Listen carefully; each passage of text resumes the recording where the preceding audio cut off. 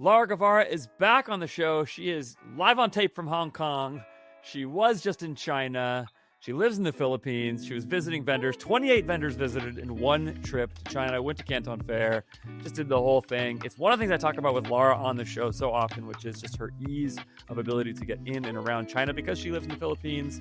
And so today we're talking supply chain with Lara. You've heard me have Lara on the show before. She's the founder and the CEO of Move Supply Chain, and just like my favorite person to talk to about supply chain. She's building my brand supply chain, which we're going to give a little update on at some point here as well. We finally placed our first PO, a little fun thing there, and talk also about negotiations on the ground in China and what she's able to do for some folks there and what she's seeing as she does that. Some really interesting stuff. Dispatches from the ground in China with vendors with Lara Guevara from Move Supply Chain. Let's get into it right now. Hi, everyone. Hello, Lara. Great to see you as always. How's Hong Kong? Yes, it's cold, which is hard for me. Everything is cold for you. You live in the Philippines. Nobody will believe me that Hong Kong is cold, but yes, it's cold for me. Yeah. Every time I talk to my Filipino friends about being like basically anywhere else, they're just like, "Oh, it's so good. It's Cold. so cold." It's like, yeah, I get it. I understand. Yeah. So there was a big Cosmo Prof event last week in Hong Kong. So there are so many tourists as well, maybe doing business and travel, personal travel at the same time. Crazy. You were just in China, and I want to talk about it. You were at Canton Fair. You visited 28 vendors for different Move Supply Chain clients. And every time you come back from China, I always feel like you're telling me more things you're seeing, learning, experiencing, all those kinds of things. What was the like standout for you for this particular trip of what you sort of saw on the ground in China for clients? Because can you tell me how many clients that represents that you were sort of there on behalf of in for Move? We represent 15 clients in Move. Okay, got it. Yeah. What's the key difference is I brought in 10 members, sourcing specialists in Move. And that Whoa. I think is the biggest learning educational tour for everyone because we visited 28 vendors for 15 brands. And it's like doing buddy system. You go here, I go here. When we arrive in China, the team splits in three.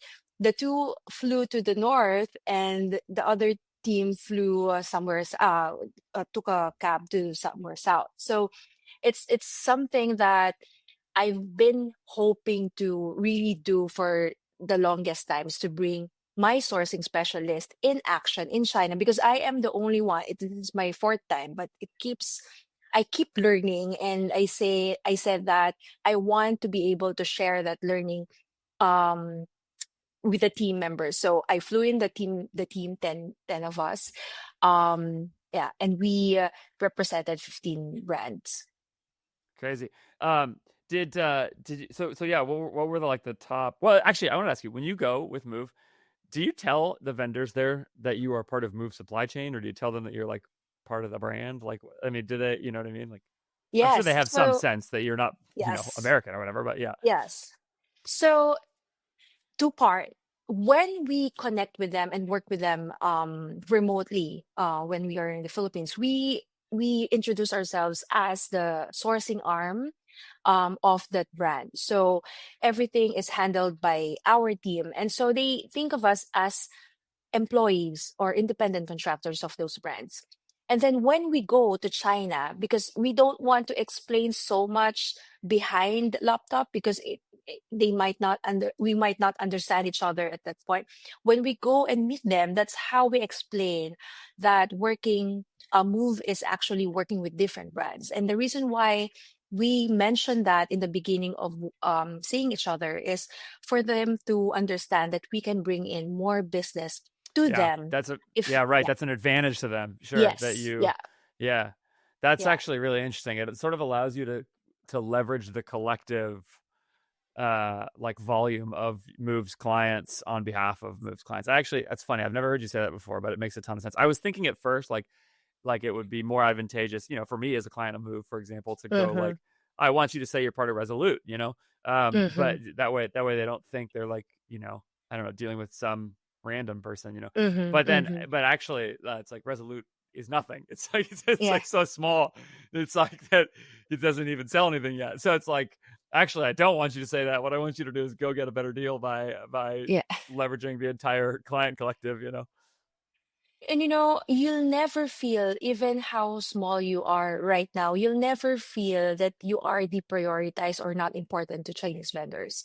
Even if Yeah. you're starting, it is your first product or your 100th product, you will experience the same thing with a very good partner vendor. Because, first of all, when they get first business to a new brand, they get something from the government.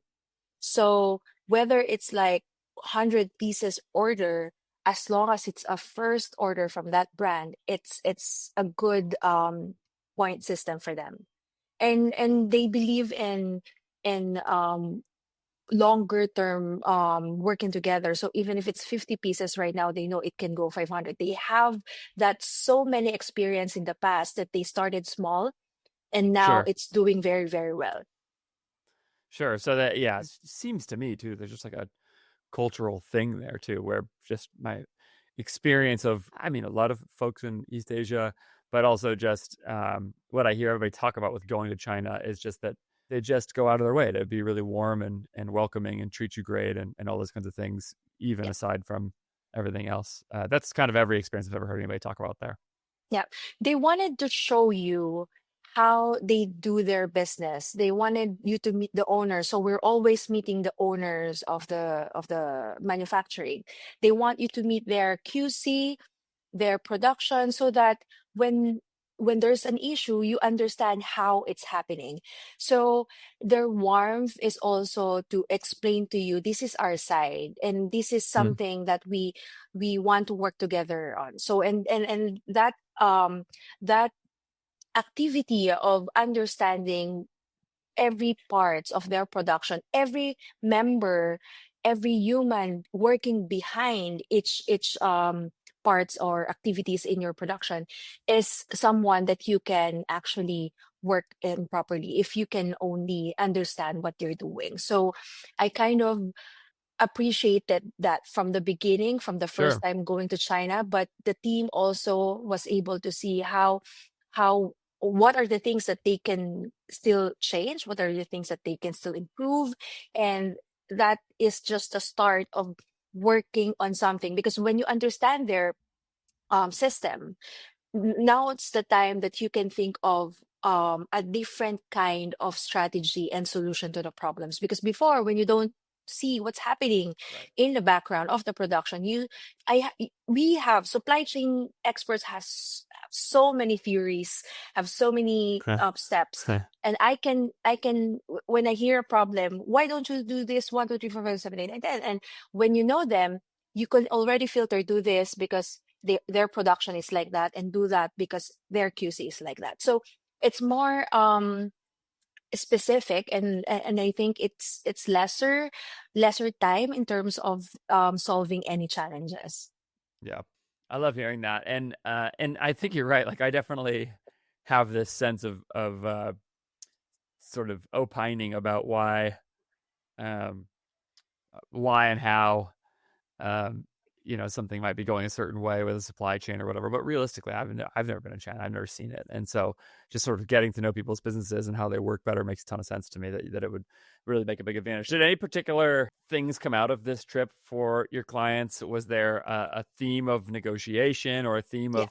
of doing things better or differently that sort of like happened repeatedly? Yeah. So first of all, I wanted to share a very funny story, because it's not just us trying to get from them, but them also trying to understand us. When we enter this boardroom with the owners and the high ups leadership team of the manufacturing, they mentioned that, is this the company that made us produce something 14 days instead of 45 days? And we were like, we didn't I personally didn't know that, but my partner, my supply chain manager, of course know that. And it was like two rushed order that they did for 14 days instead of 45 days, because it was a huge order from a wholesale. So we also explained why. like, this is the situation. This is a very good opportunity for that client to give that order, because this is a huge chain, hotel chain. And so if we cannot produce, if we cannot provide, then we will miss out the opportunity. And so they understood, and they said, what hotel? And then we explained what chain. And then they started standing up. They went to the display room and started giving me products that are good for hotel. Um Cleaning products that are good for hotels. So they started lining up. This is good for hotel. This is, and that simple Huh. explanation gave us so many new product developments for our clients. And at the same time, we got the support right away. They wanted their products to be in those hotels as well in Europe. And so that's something that, in just one few sentences that I explained in the beginning, they're just, who is this client that keeps rush ordering? And so when we explain, it's a totally different um, a discussion already. So that's a very good. Hmm. Um, Yeah, that's so interesting. I mean, it's such the argument for showing up in person. Like it's yeah. exactly there because I'm sure somebody on a call or in an email said something about, hey, we got a really exciting, or but it just isn't the same as like showing up and talking to people. And it goes from somebody being like frustrated with you or something like that to or making fun of you or whatever, to like, oh, we can help with that because it's a really big opportunity for you and for us and for everything Mm-hmm. else. And it just, Mm-hmm. yeah, such the power of being in person. It's clarifying any misunderstanding and any vague gray areas when you meet them. So, as an Yeah. example, I keep mentioning, let's say the name of the client is John. John did this, John did that, John sold this product. And the owner was like, scary. Who is John? Who is John? He doesn't know. I was so proud mentioning John for being the owner of that brand. And Yeah. then the Chinese owner was like, who is John? He doesn't know. But when we explain that this John is doing this and that and this and that, his expertise is this, and then, oh, John. So, okay, we will support John. Yeah. Yeah. Yeah. Rich Panel guarantees you a 30% savings if you switch from Gorgeous or Zendesk. Okay, I hope I have your attention with this ad right there. Guaranteed 30% savings, like just right away. If you're an operator of a business with a customer service help desk software, you should be considering switching to Rich Panel for that reason alone. On top of that, they see an average of a 30% ticket reduction for customer service tickets, also when people switch from Gorgeous or Zendesk over to Rich Panel, which is why multiple of my clients are using it. That 30% ticket reduction is because customers are finding answers to their questions quickly and easily with Rich Panel's AI-powered customer service self-help portal. That creates a better experience for your customers. It creates less tickets for your customer service team. It creates less cost for you. It's just a win all the way around. All of that's possible because Rich Panel is built AI first, because they are not a long-time legacy player in the space that has to gouge you on prices.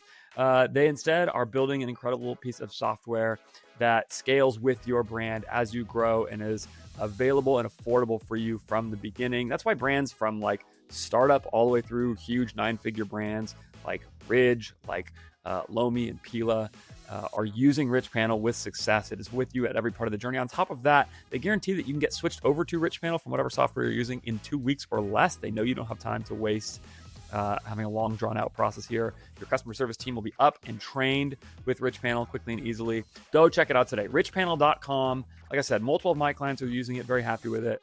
You should use it too. richpanel.com. So they were able to ultimately handle the speedy turnaround time for like, it sounds like that brand had like a major wholesale moment or something. Yes, yes. So, it was a very good opportunity because one of the biggest chain hotels and five-star hotel in Europe reached out to them to try their products, and they ordered. To one of your They clients.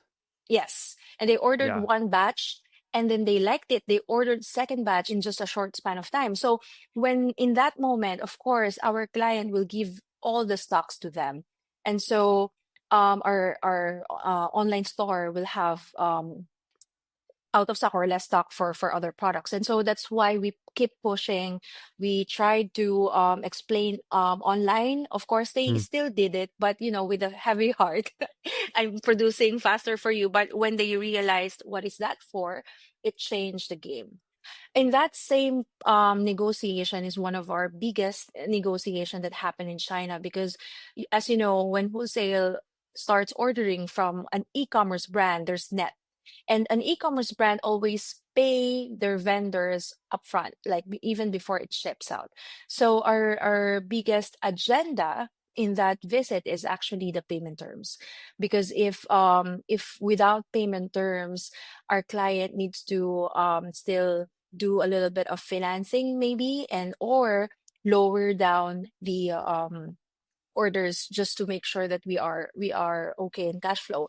And so we explained that to everyone, like, and the owner said, I personally, I don't like that. That's what he said.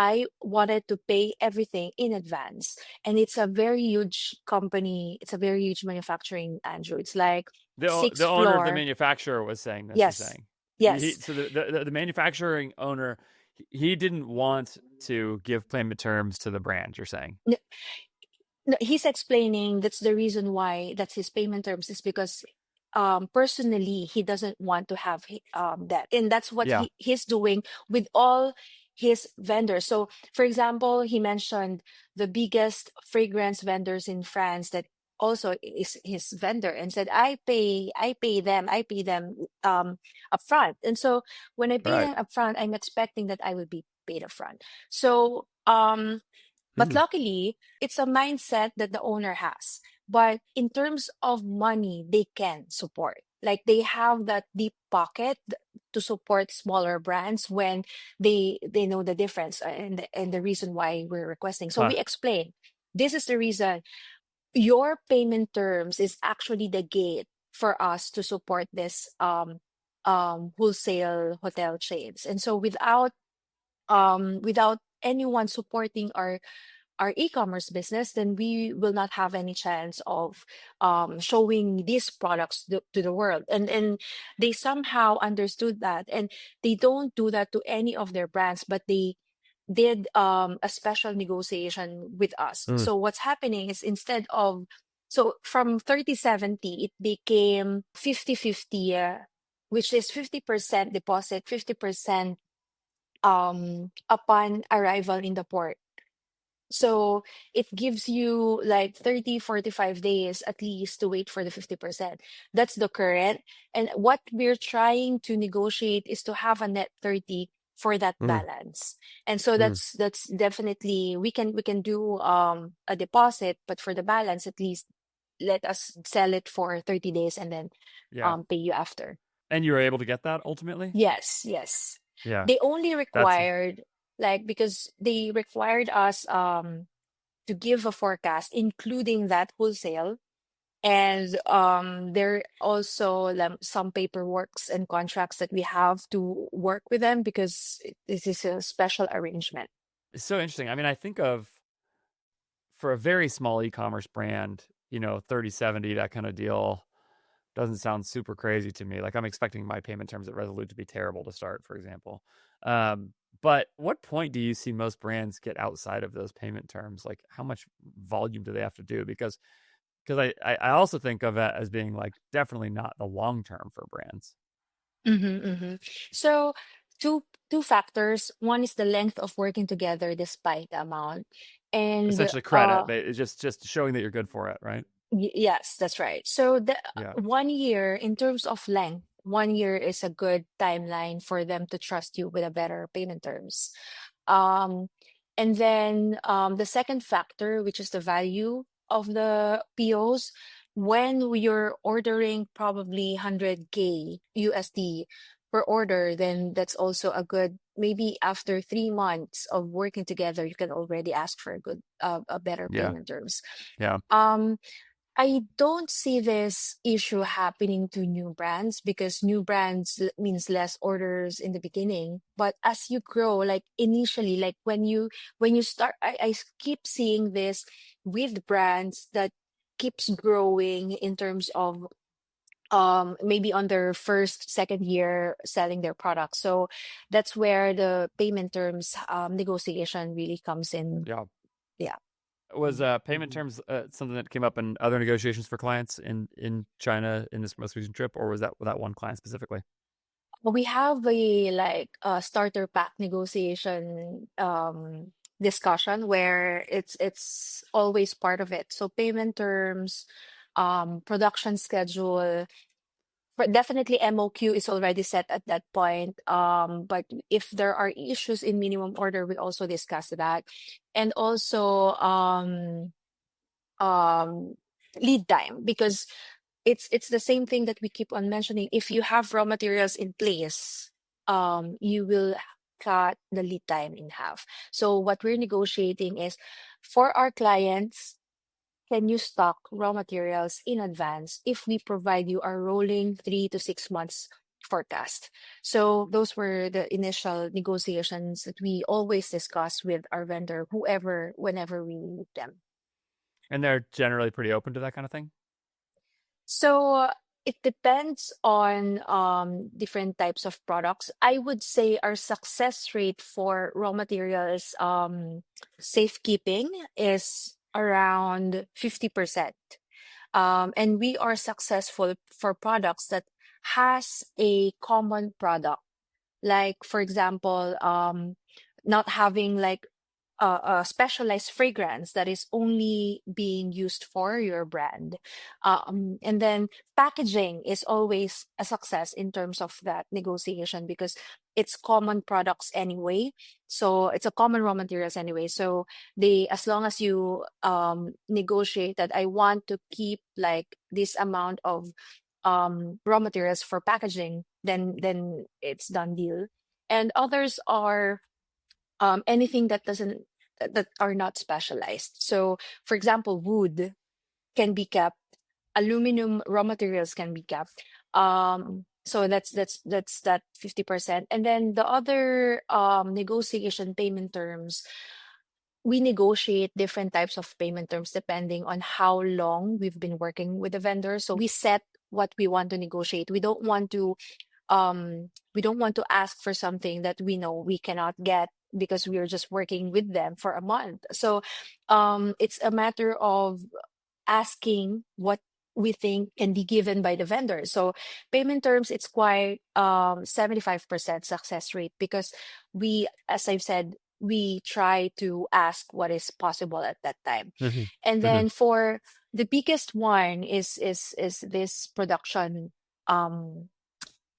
schedule, because if the company, if the vendor that we're working with is handling old orders from Target or Amazon or something like that, we are not a huge brand for that.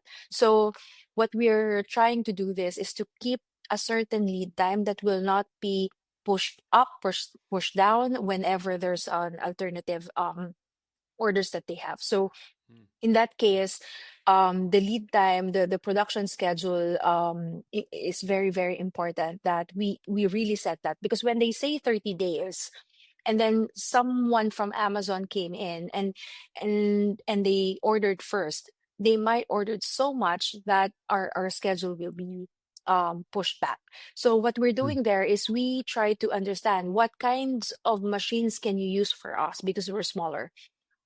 If this is the case that you're running a huge order from this, what alternative can you do for smaller batches? Like in some point we found out that one of our brand's products can be produced in a sample room because their sample lab is so huge that can produce 10 kilos of this. So it's something like, oh, we can use this. We can do 10 kg batch and then we can produce that and then ship that via air while waiting for this. And so those are the things. Oh, really? Can we do that small?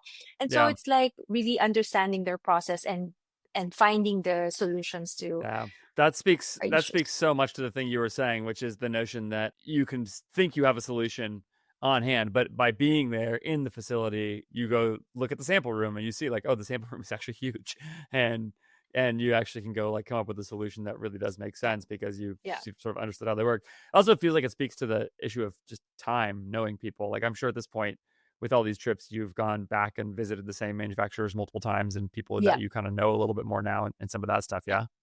Yeah, definitely. We visited Resolute's vendor for the second time this time around, and for the first time, it's more of like building relationship, knowing the vendor, who are their clients, and then discussing this pricing, MOQ, how to create the sample because we've requested for samples, and so this time around, the second time around, the goal is different. The goal is to understand the production better. Where is this produced? How are you keeping our raw materials? How are you ensuring um, quality is checked in different parts of production, in different steps of production. We also discussed with the vendor how do we pack, what is the better quality packing that they can do that is not going to contribute to the weight and cost of the products.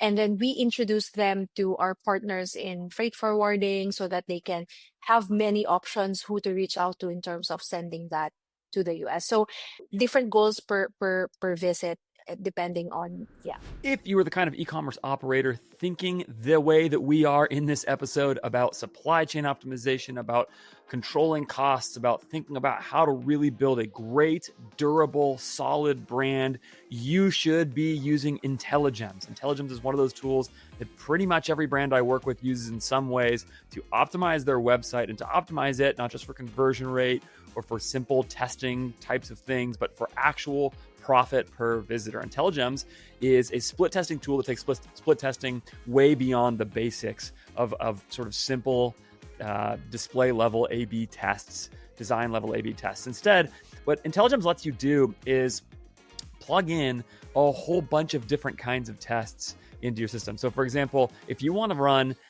price testing, if you want to run free shipping threshold testing, if you want to test how much you charge for shipping, if you want to test your site-wide offer, the 10% off you give to new customers, that kind of thing, you can do all of those things and a whole bunch more, plus, of course, all the basic testing as well through INTELLIGEMS. You can also get INTELLIGEMS installed on your Shopify site very fast, very easily, and get up and testing right away.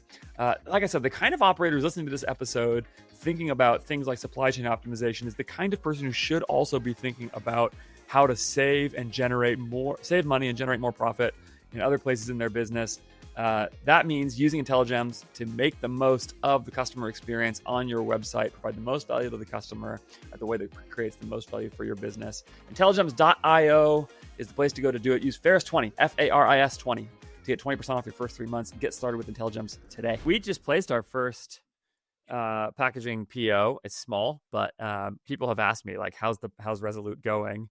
And I will always tell them the same thing, which is like, it's not really yet. It's very much been a side project for both me and my co-founder, who has like a full-time working man's job, working in a sort of very different world, but has a big e-commerce background with me. At some point, I'll bring him on here and we'll talk about it.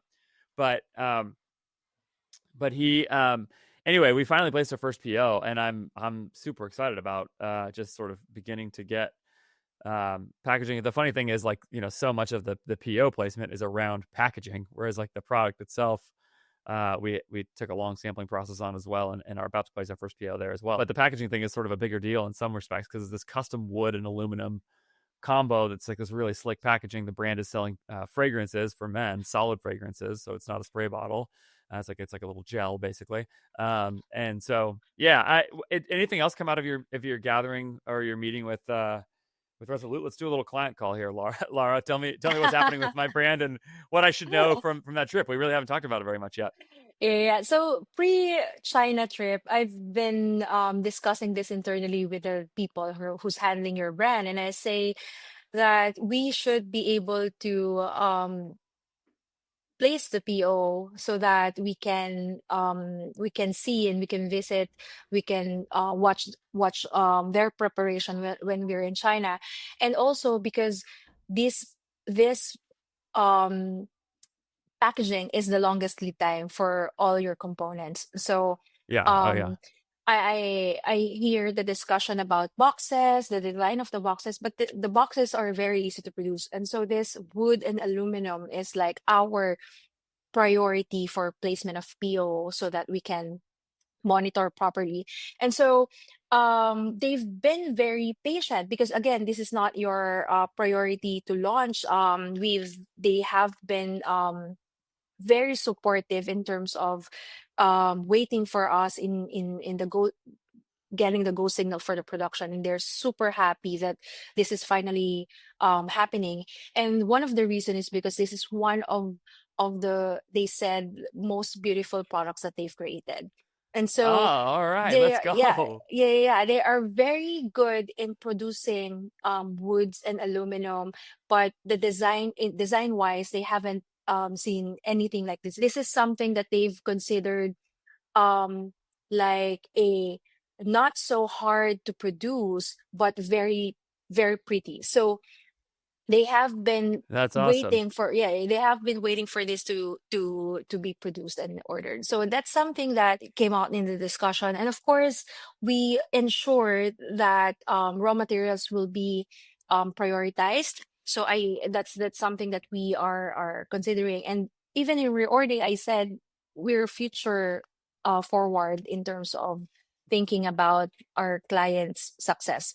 So this is happening right now, but we should be ready. What's going to happen? We don't want to just discuss the present. We want to discuss the future. Like if something happens that we need extra amount quantity of this, what's your steps? So it's more of a risk discussion. And then what happens if this quality we discussed in detail the critical points of quality in that product. We brought in a quality assurance expert with us in that trip so that we can identify which of the products are complicated in terms of producing, because in our eye, in my supply chain eye, I would say I cannot see which parts of those wood and aluminum could have issue on production in CNC machining. And so until my quality, my QA said that this part is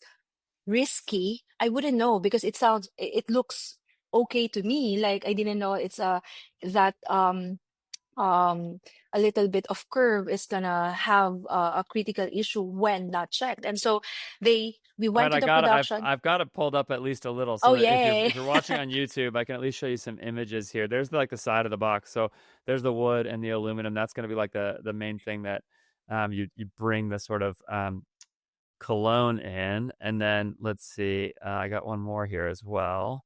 There you go, and there it is, open. This is probably slightly different than the final version, but you get the idea.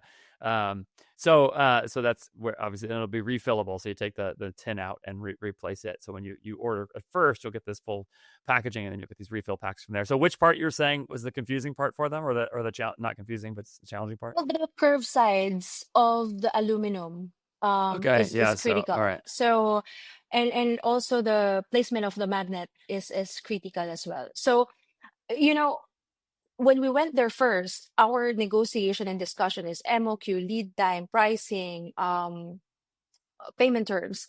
And because we are gearing up for PO. And now this second visit, we're always ahead of the discussion. Now the discussion is risk management, quality check. What do you do when we place a rush order? What's the step-by-step process? It's definitely discussing the we are trying to avoid potential issues in the future. And so we're discussing it ahead of time.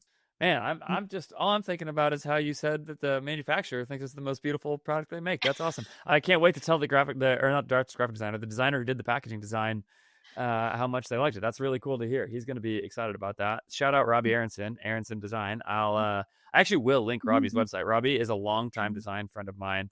He does full brand design, and the whole deal. But Aronson Creative, that's what his design is called. Their specific comment is that they didn't realize that they can produce such pretty design in a simpler way. They always think a complicated design can produce pretty designs. And in their showroom, you can always see a very simple design because that's what they're trying to do, not to get so complicated in terms of production. But in this design, what they felt is like, oh, we can come up with great designs, but doable in terms of production. So Yeah. Shout out to Robbie. Yeah, aaronsomecreative.com. And I will put the link in the show notes too, because Mhm, he's awesome. And I remember, Lara, when you first held it, you said to me and to Greg, you were like, my partner, you were like, this is gonna work. This is gonna work. This is so cool. Like it's you know. And I was like, man, it's encouraging because I'm not always so sure. I still wonder if anybody's gonna want to buy it.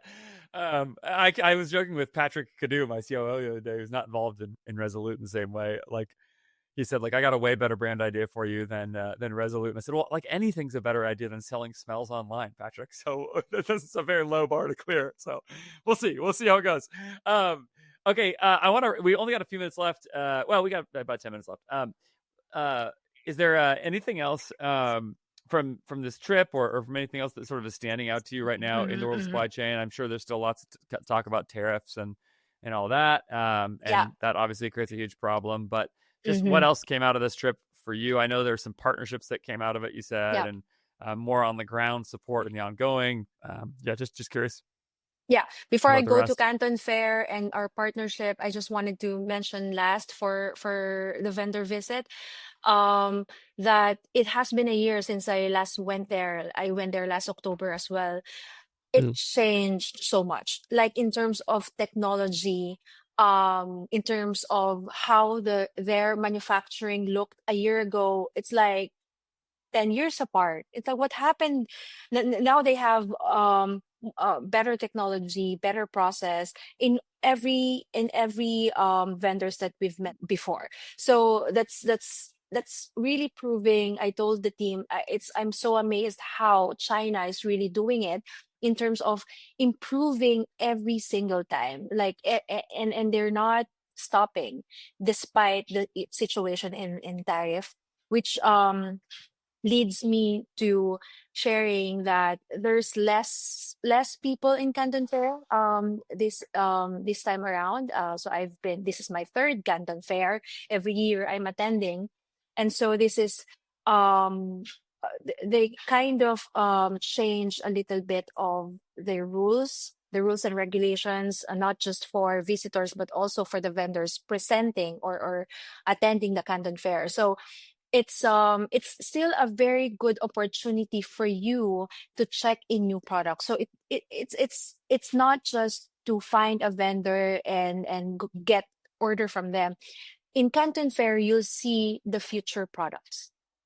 And despite what's happening in tariff, I believe that it's a very good opportunity for you to understand what's the future of your brand, or what brands can you develop still, because they are showcasing and displaying the future products of China. And Mm. that's something that is always helpful for us in NPD, in new product development, because we are acting as their new product development as well. So if the client doesn't have idea how to move forward with their NPDs, we're the one supporting and recommending their products. So that's how it works in Canton Fair. And at the same time, seeing products and raw materials in person is also very Mm. helpful. If you're thinking oak, what kind of wood, when we are discussing this, Andrew, if you remember, we took a lot of back and forth what kind of wood we wanted. Yeah, But yeah, if yeah. you already have that wood in front of you and deciding which one you will use, it's going to be faster. So it's also um the opportunity to see the products and the quality of the products in person. The thing that really stands out to me as you're talking throughout this conversation, as I'm just listening to you, is just how much value there is to be had in these relationships by being there in person. It's everything you were talking about comes back to the details of like, here you can see the technology and look at how much better it's gotten in just a year. That's crazy to hear. Like you just don't expect that to happen that much.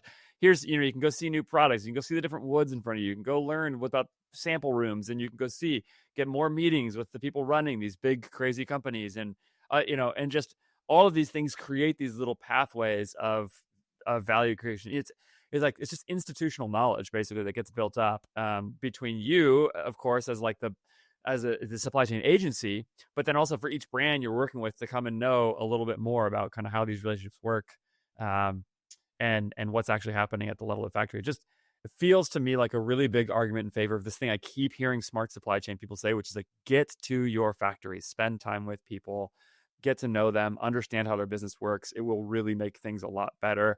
And that also helps me have a longer term sense of the value creation, which is like, instead of seeing them as somebody where it's like, hey, figure out how to get them to do it for cheaper, or figure out, almost like an enemy, and instead it becomes more like, you're going to try and build a relationship in the long term with somebody. The better you can understand their business, the better you can understand the people.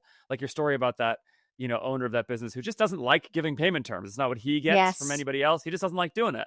Okay, well, that's like a really interesting little detail about somebody that maybe you can overcome, maybe you can't, but like, you only get that kind of knowledge by being there in person. And so if you have a long-term vision of your business and its success, uh, then theoretically you can have a long-term business of all your partners that you're working with as well, Yes. and say like, we're going to try and figure out how to work this out together, understand each other's businesses, understand how everybody makes money here and how everybody succeeds, and we're going to keep doing that. That's what I really hear a lot from this conversation. Mm-hmm. Mm-hmm. Yes. And lastly, the biggest part for Move is partnering now with different areas in supply chain. We had a discussion and partnership with a fulfillment, with a freight forwarder, and with a quality control. So all of those three are very, very important, because now Move has Chinese partners on ground who will be representing Move, who will be traveling faster, visiting vendors for quality check faster than we can do it. And definitely the partnership in terms of lower cost in freight forwarding, for example, as long as you are represented by Move, you get a lower cost for the freight forwarding service. And the 3PL and warehousing is kind of um, a key negotiation that we've done, because this company has been supporting a lot of brands already. They came from a drop shipping line. That's why they are so um resilient in chaos of fulfillment, because that's the hardest fulfillment ever. It's And so then hard, yeah. and now that they have transitioned to DTC and e-commerce brands, they are, oh, this is easier. This is better Yeah. in terms of fulfillment. And so those are the exciting start of partnership with Move and those companies. And I can't wait to share all those to our existing clients, and to even to potential clients.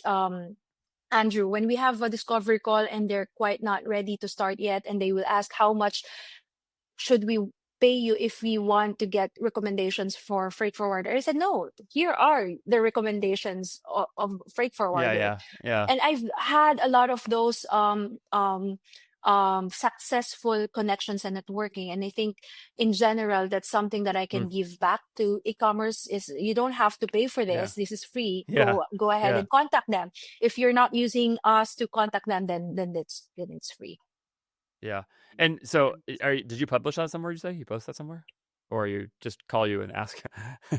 Where we had a discovery call, and then Oh, oh, oh, oh, oh. yeah, they're they're looking to start at Q1. But Yeah. in the future, maybe 1 month from now, you will see our directory of partners in our website. We're not Yeah. That's keeping awesome. this important information. We also have vendors to share, directory of vendors to share, that if you don't have money yet to pay us for that, and you want to do your sourcing yourselves, you can go to that directory. So Crazy. partnership directory is what we're gonna do in the before we are launching on Q1. Insane. You guys are Yeah. doing something nobody else is doing. I've been bullish on Move Supply Chain for a long time, and the way that that's not just me saying that is that you literally built my supply chain. So, so I'm a customer. If lest anybody thinks that because you guys advertise on my show, I got all this for free or something, I did not. I'm paying you to do it, and I'm couldn't be more grateful. So, Lara, thanks so much. MoveSupplyChain.com is the place to go reach out to Lara Yeah. and to her team. You can also follow Lara on X. I'm going to put the link for that in the show notes. She's always Mm-hmm. dropping all kinds of information about what she's Mm-hmm. seeing and learning there. I've really enjoyed actually at times when you've sort of like sent along photos from trips you've taken to different places, and just sort of like did little on the ground, here's what it's like in this kind of place kind of stuff. That's been cool. So we can travel with you to China and Vietnam and wherever Mm-hmm. else. The who should reach out to you, Lara? Like who's the ideal person to reach out to Move Supply Chain?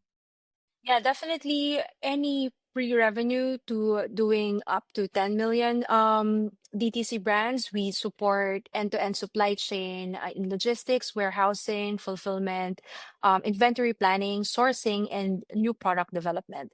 So what we do in the discovery call is like a deep dive of your supply chain, so we can identify which supply chain areas you need support on. So that's the important call. So again, Andrew is going to share the link to that Calendly. We also have, Andrew, a Slack group channel that is free where people can ask us anything and our experts will reply. So we'll also share that supply chain lounge link to you so that they can join and get a That's free so cool. yes, they can get a Yeah. free answers to their supply chain questions. Man, go do that. All the links for all those things are in the show notes. Follow up there. Lara, thanks so much for your time as Thank always. you, I'm so glad Andrew. to be talking to you. It's always a pleasure. Yes. We'll have you on next time. Should be like when we have like all of the Resolute stuff in one Oh, place. Like when yes. we have Yes. the product, all the different packaging, the refill boxes, the sample box, like all everything. We'll just lay it all out. You can talk through all of it and what we're doing to where it's Yes. at now and how it's gonna get better. So, All um, right. all right. Thank you so much, Lara. Thank you, Andrew. Every time I talk to Lara Guevara, I feel like I am learning something new about some part of my business and of other businesses around in the e-commerce space. She's just a killer. Hope you enjoyed that episode as much as I did. Do go check out Move Supply Chain. Go to movesupplychain.com. Get on a call with Lara or her team to see if they can help you out as well. If you want to work with AJF Growth in the new year, you should do that you should reach out to me by either emailing me, podcast@ajfgrowth.com would be fine, or even better, fill out the intake form on my website, ajfgrowth.com, to tell me a little bit about your brand and what your kind of problems you're looking to solve, see if we can be a fit for you. And if we can't, maybe there's somebody I know who can be a fit for you and who can help you. Big thanks to INTELLIGEMS and RICHPANEL for sponsoring this episode, and big fan of both of those products. Go check those out. Links for everything is in the show notes. Subscribe. What else am I supposed to tell you to do? Subscribe, comment, just hammer this episode with engagement so that my podcast takes over the internet. You know what to do. I'll talk to you next time.